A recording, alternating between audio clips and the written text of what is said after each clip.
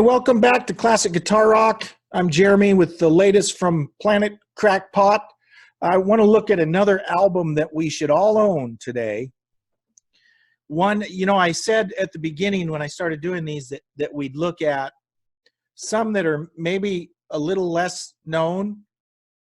Well, the one we're going to look at today is pretty well known, but a great album and one that we should all own.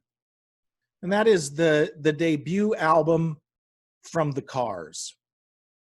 Now, the Cars, Ric Ocasek passed away this past year. They were recently inducted into the Rock and Roll Hall of Fame. Ben Orr died several years ago, 10 or 15 years ago. But man, they just had some great music that was really kind of ahead of its time. This album came out in '78. To me, it has stood the test of time better than any of their albums. This one sounds fresher, more exciting than any of their. You listen to Heartbeat City, sounds very dated. Panorama, very dated. I'm not saying they're bad. They don't hold up as well as this album holds up. And literally every song, with the exception of maybe one or two songs on here, they are still staples on classic rock radio. I mean, you still hear them every day on a classic rock station, for good reason. This is just a phenomenal album. Ric Ocasek was, he's a little older than a lot of the musicians that were his contemporaries during the late 70s and 80s. He kind of came to age musically 10 or 12 years before those guys. He was 75 when he died. And so you do the math there, and in the 70s and 80s when the Cars were very popular, he was already like in his late 30s, right? So he's a little older.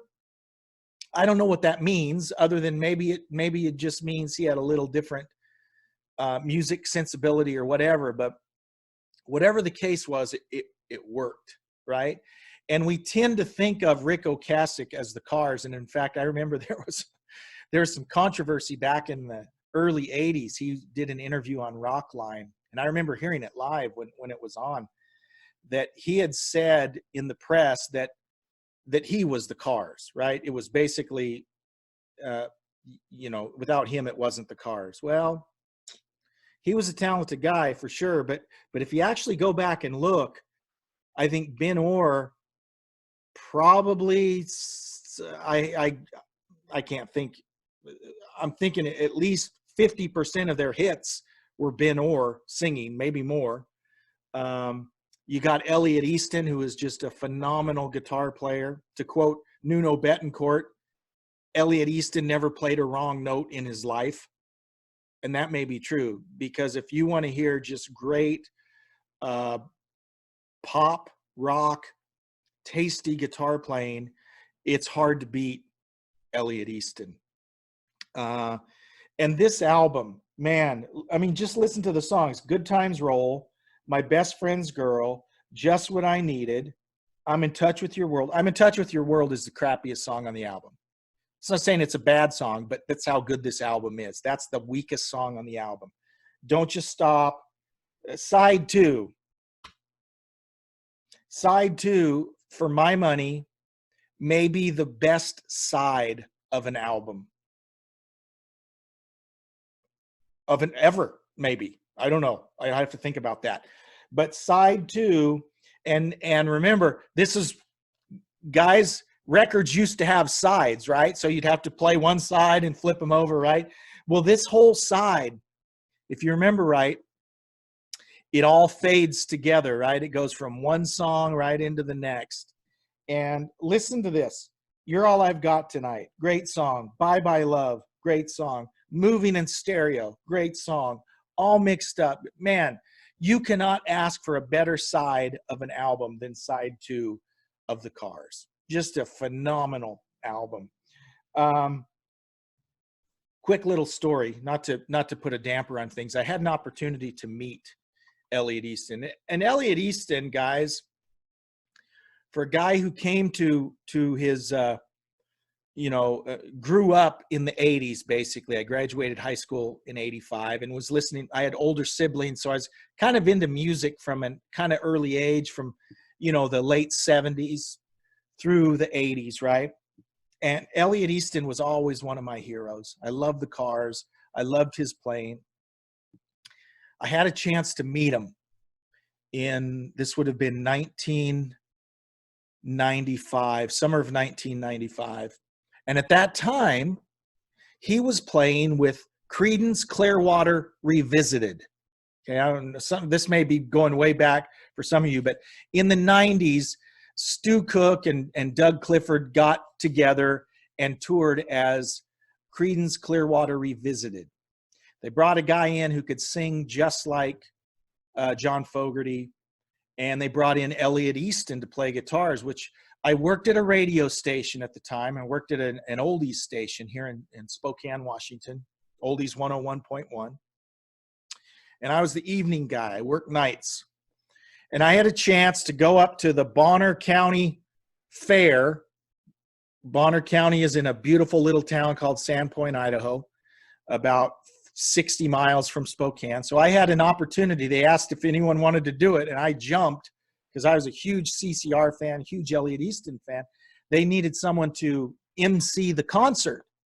And I was just a kid, How old was I at the time? I don't know, 26, 27 years old. Young guy working in an oldies station. I worked 7 to midnight. So I went up to MC this concert. And so I get to go on the stage and introduce the band and all of that. And it's mostly CCR fans, right? It's not Cars fans, it's CCR fans. They're here to hear, CCR. And I have to tell you, they were phenomenal. I mean, they sounded just like the records. The guy that was singing John Fogerty's part, really funny because he looked just like Brian Johnson in AC/DC, right? But he was singing the John Fogerty parts, sounded excellent. Elliot Easton was awesome. I mean, the whole concert sounded like you were listening to a CCR record. They were really good. And I had a chance to meet Doug and Stu. They were both really nice guys. But I got to tell you, I met Elliot Easton, and people can have bad days. And I've heard since that he's a great guy, right? But I just did not have a good experience with Elliot Easton. He just seemed very, and it wasn't like I was imposing that much. I was emceeing the concert, and before they went on, they were all kind of sitting back there, and I just said, hey, I was your biggest fan. I loved everything and what you did with the cars. I love CCR. Super excited to see you guys play. And that's basically what I said. And he just seemed very condescending and like I wasn't worth his time. And so that really kind of disappointed me. Maybe you've met someone famous and had a similar experience. But that over the years, it's always like, but I've since heard that he's actually a good guy and usually really good with fans and all of that. But for whatever reason, my experience meeting Elliot Easton was not that great. However, that does not change the fact he's one of my favorite guitar players.